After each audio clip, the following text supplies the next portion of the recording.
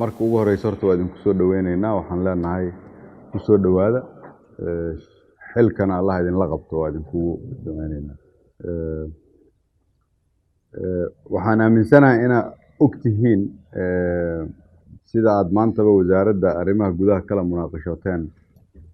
iyo dadka la kulanteen howlaha idin hor yaalla ahmiyadda ay leeyihiin iyo tiradooda intay leeg tahay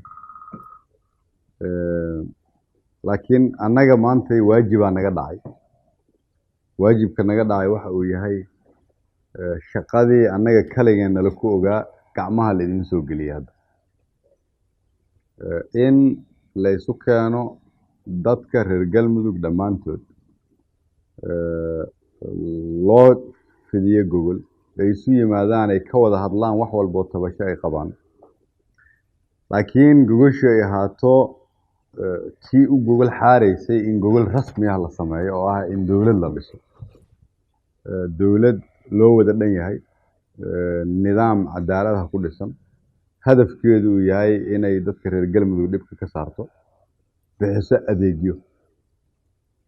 sababta idinka la idinku doortay rag iyo dumar waxay tahay horta kow inaan aaminsanahay inaad leedihiin khibradda loogu talagalay si inaad hawshan daadihisaan labo inaad tihiin dad Soomaaliyeed oo reer galmudug ay aqbalayaan wajiyadooda saddex sida aad sheegteen inaad tihiin dad hadda shaqadooda ay tahay inay wax hagaajiyaan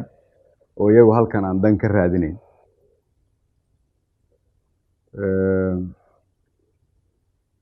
iyo tan ugu dambaysa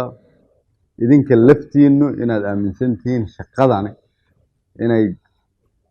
gobolkana muhiim u tahay dalkana muhiim u tahay idinka iyo annagana muhiim noo tahay kulliga macnaheedu waxay tahay sida idinku aad u shaqaysaan ayay ku xirnaan doontaa sida mustaqbalka galmudug ay u ekaato sida la idinla shaqeeyo ay ku xirnaan doontaa sida mustaqbalka galmudug u ekaan doonto sida dadka reer galmudug idinkaga faa'iidaystaan iyo maamulka ay u ekaan doontaa galmudug mustaqbalka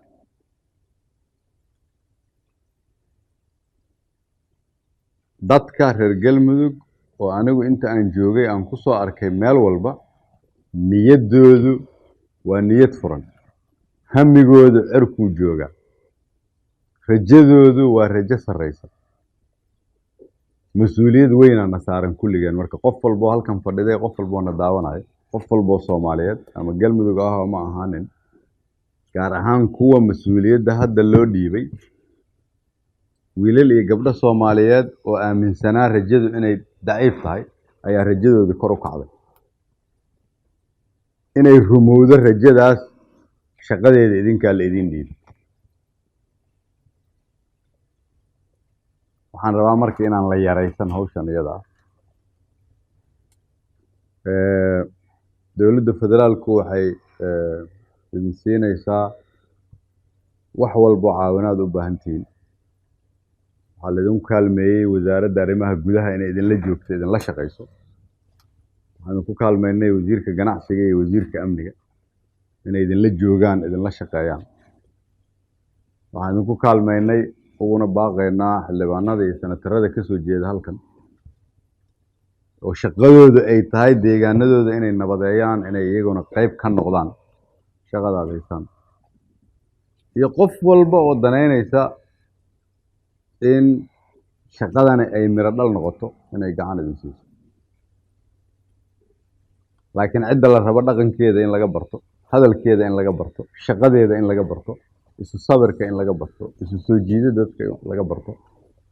waa cidda loo xil saaray inay dadka isu keento si adeegyada looga baahan yahayna loo bixiyo dadka Soomaaliyeed oo galmudug degan oo cadowga ku habsadana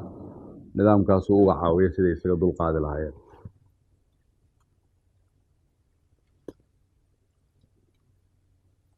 waa idinku sinay marka gacmo dheer annaga marka haddii odayaashii yimaadeen aniga Sheekh Shaakir meel libaax soo galay lo ma joogayso inaan meesha isaga tagnay noqonaysaa badho shaqadana idinka idinku soo wareejino aniga iyo dhalinyarada iyo waayeelka reer galmudugba rajo badan aan qabnaa wax badan aan noo muuqda wixii noo muuqdana idinkaan idinku aaminay mirihii aan gura lahayn idinkaa idinka rabnaa waa mahadsantihiin. Wassalaamu calaykum.